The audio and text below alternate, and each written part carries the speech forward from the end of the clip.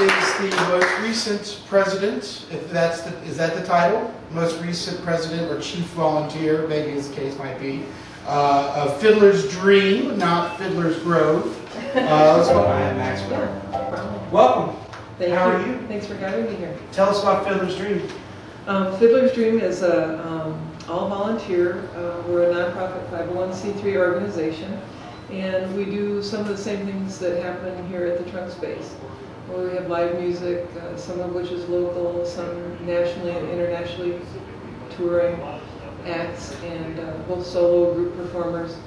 And we just, we've been around for 22 years. We'll have our 22nd anniversary in January of 2009. Congratulations. Wow.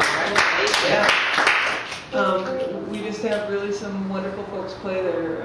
Some people that make their living in the Phoenix area, they have to actually get paid to do, you know, regular gigs and stuff. They'll still play at Fiddler's Dream because they really like what happens there, that it is all nonprofit and volunteer. It's a wonderful, relaxed sort of vibe there. It's a place where musicians are really good to hear other musicians, if I'm correct, huh?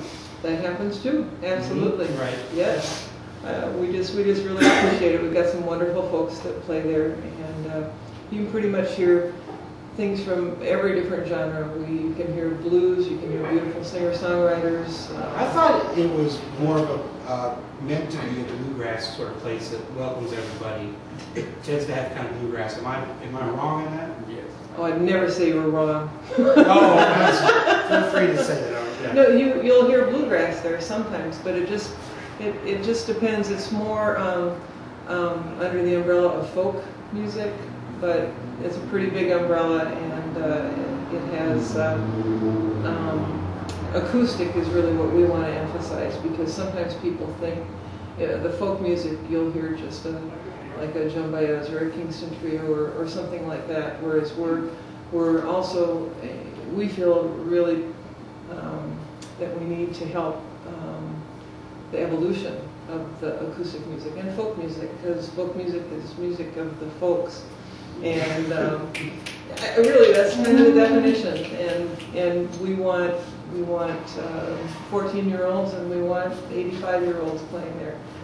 There's one group that played there recently, the Jam Pack Band, and Annie Beach and her husband over in Tempe.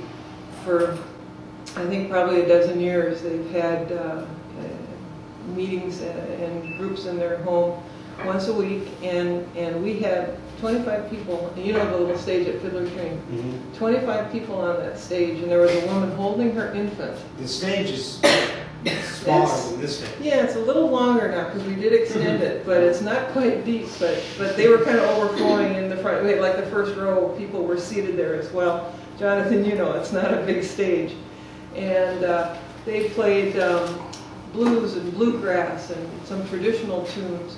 And so that was a night when you would have heard a lot of the stuff, but they're also participating in getting the music out there and having the young kids learn it.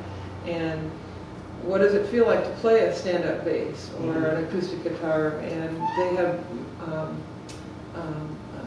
what are they called? Instruments donated to the group and things like that. So kids who might not otherwise be able to afford it would learn that. And then places like Fiddler's Dream give them a place to play, and although they have plenty. And we have some... Why do you like playing here, Jonathan? You know what? When you go, the audience is listening, and most of the places that I play, you're secondary, really, to the fact that there's a bar, and there's cute girls, and there's drinks and food and whatever going on. And when you go to the Fiddler's Dream, everyone is staring at you in rapt attention. Intently, yes. And it's a little intimidating the first time, because you're like, oh my God, people are paying attention. I can't screw up. And sometimes there are cute girls there too, right? And boys. Hell goes. And hell goes. So you've seen many, many, many acts at this point, right? Yes. Which ones stick out, and why do they stick out? And it's not just because you're here, Jonathan, but Jonathan Standiford, the first time I heard Jonathan, I just kind of couldn't move. Much of my time was spent with my elbows on the back counter there, just listening to him in rapt attention. It was just amazing, the things that you will hear from people.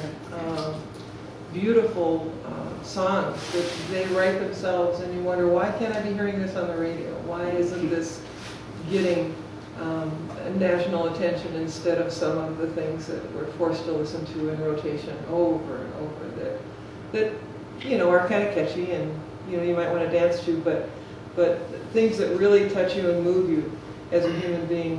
And Jonathan can make me cry and laugh and all, you know, one song right after the other. And there's so many people like that. We have folks that follow up with a question. Yeah, There's of something course. Jonathan mentioned.